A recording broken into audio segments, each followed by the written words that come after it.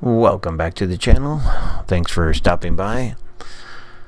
So today's video is on installing brakes on a Runaway Rangerunner. The big question is, did I really need to do it? And was it worth the added expense? As of this video, I've only installed it. I haven't taken it on a big trip yet.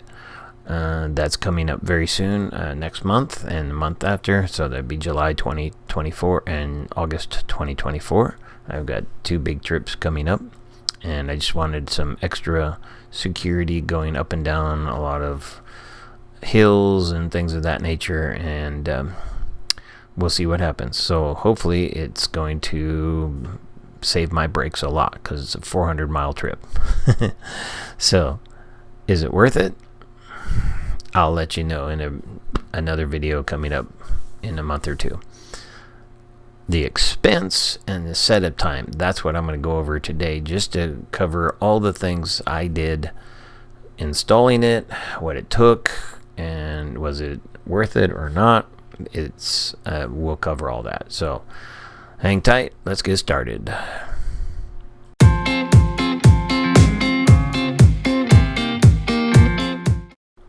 This is a picture of the old hub, and then here's a picture of the new hub or brake assembly.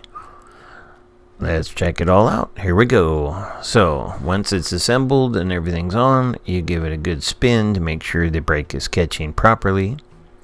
So this is going to show you from beginning, after taking the tire off, what we have to do. So you need a brass hammer, and make sure you put a jack stand under your axle for safety purposes so it doesn't fall on you. So anyway, take the brass hammer, take the dust cap off. It may take a few hits, obviously, as you can see. And once that's removed, so it's going to be greasy, so be prepared for that. So get a lot of paper towels, shop towels. The assembly I purchased from eTrailer.com is pre-greased already, so you don't have to do a whole lot of extra grease added in, but it always helps to make sure that you do that. So now you need a screwdriver to remove the retaining clip. So the retaining clip holds the retaining nut on to keep it from spinning while you're driving, so that your hub spins freely on the ball bearings. And as you can see, don't lose that. You will need to keep it. All right, and then the nut, as you can see, is not on very tight, so it doesn't take much to remove it. Don't lose it. You will need it again as well. Okay, so make sure you keep that handy. Also the retaining clip, don't lose it. And once you have those two things off, the next thing to do is just pull the assembly right off the hub or the spindle. As you can see, the retaining clip, or the first washer, pops off. Keep it, you will need it as well.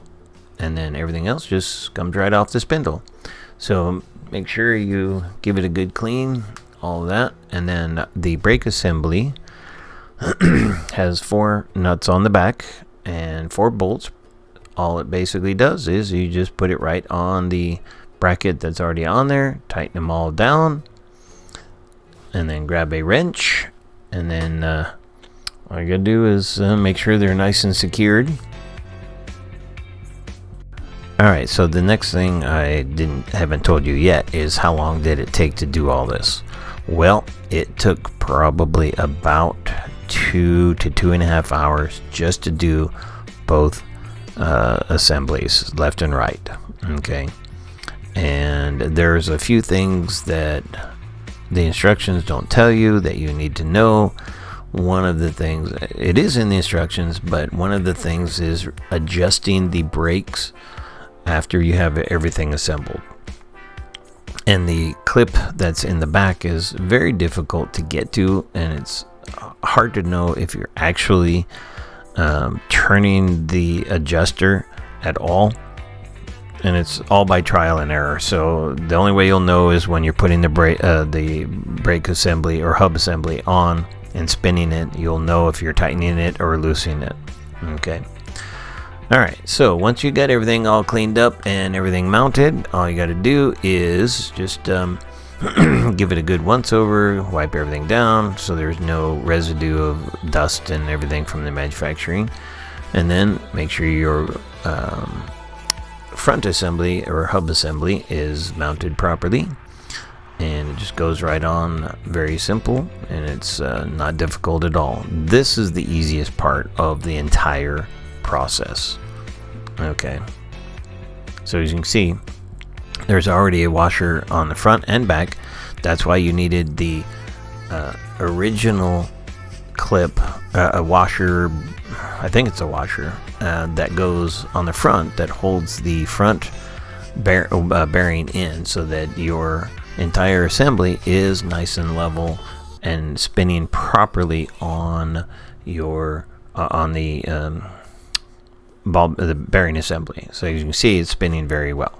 So the retaining nut that you turn, you tighten it and then you back it off. Okay, so it's tight, and then make sure everything's nice and level, and then you back it off just a half turn or so, because then you need to put your retaining clip back on, and there's a certain way that it goes, and that just keeps it from coming off of so that the nut doesn't come loose and you're not bouncing around on the spindle and breaking it and all that fun stuff. Nothing you really want to try and repair. Believe me, it's a pain in the butt, I'm sure. Alright, so the next question that I'm sure everybody's going to ask is, how much did the brake assembly and all of that cost? Well, the kit that I bought from eTrailer.com it comes with, and you have to buy, the first kit is just the self-adjusting assemblies. That's the piece that mounts to the trailer, to the frame, okay, or to the axle, excuse me.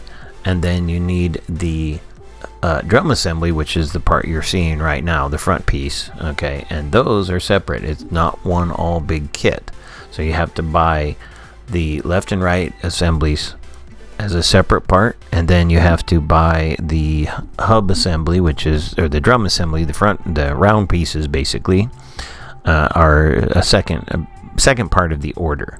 So the total price with all of this was $330, and that's just for the brake assemblies and the hub assemblies, okay. And you can see, once I got it installed, it moves very well. But that's how much that cost me just for those two pieces only. So the other costs of all the parts that I bought was a universal brake controller, and that was $65. The brake controller connector they didn't tell you needed was another $15, and then I also installed a breakaway kit with battery, and that was another $50. And then the next part was converting the van to a 7-way, so that was another adapter, and that was another $20.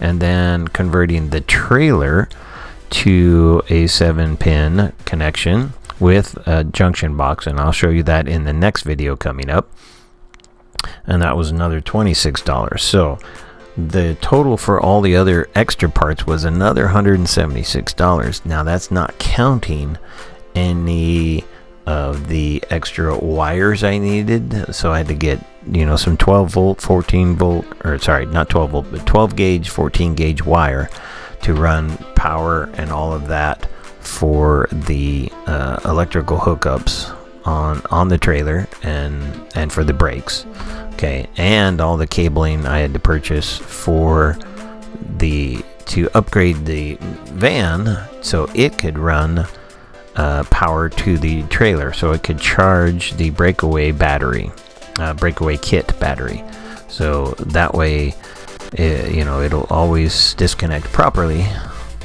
if you're driving down the road and trailer breaks away from you.